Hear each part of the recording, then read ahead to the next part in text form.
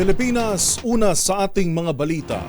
Balik eskwela na ang nasa 19.8 milyong estudyante sa pagbubukas ng school year 2024 to 2025 habang ipinagpaliban naman ang pasok sa higit 800 paaralan epekto ng bagyong Karina at Habagat. Ayon sa Department of Education o DepEd, tinatayang tataas pa ito sa mga susunod na araw, bunsod ng late enrollees. Narito ang ulat ni Nico Lopez.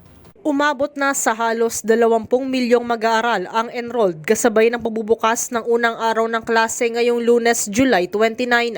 Ayon sa Department of Education, kabuo ang bilang na 19,870,531 ang eksaktong bilang ng enrollees hanggang kaninang alas 7:30 ng umaga.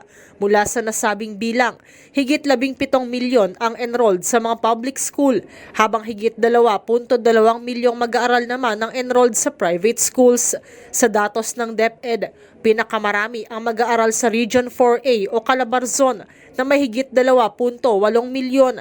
Sunod ang Region 3 na may higit 2.2 milyon at Metro Manila na may higit 2.1 milyong mag-aaral.